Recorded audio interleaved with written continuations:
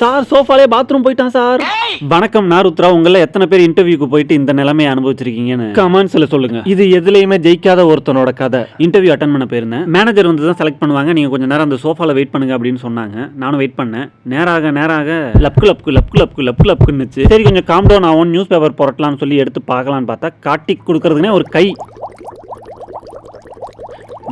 கடங்குது. Relax பண்ணலாம்னு சொல்லி தண்ணி குடிக்க போனா பதட்டத்துல பட்டன் அழுத்துறது பதிலா தண்ணி வர ஓட்டக்குள்ள வரல விட்டுட்டு நிக்கிறேன். கை கால்லாம் சொல்லு பேச்சே கேட்கல. அது இஷ்டா பண்ணிட்டு இருக்கு. தண்ணியை குடிச்சிட்டு வந்து உட்கார்ந்ததுக்கு அப்புறம் சார் வந்துட்டாங்க வாங்க அப்படின்னு சொல்லி கூப்பிடுறாங்களோ என் பின்னாடி தான் மேனேஜர் நிக்கிறாருன்னு சொல்லி பயந்துகிட்டே இருந்தேன். அப்பதான் நியூஸ் பேப்பர்ல இந்த மேட்டரை பார்த்தேன். என் இதயமே நொறுங்கி போச்சு. விஜய் தேவர்கொண்டாவுக்கும் ராஷ்மிகாவுக்கும் கல்யாணம் ஆகும். என்னடா சொல்றீங்க? கவலையோட உட்கார்ந்துருக்கும் போது இந்த 3 பேர் வந்து சோஃபாவை நோத்துனானுங்க.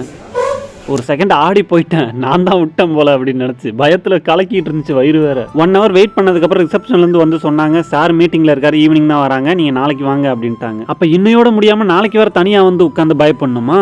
பயத்திலே நான் பேசாம ஒரேடியா போயிடுறேன். ஐயா அது முடியலடா சாமி.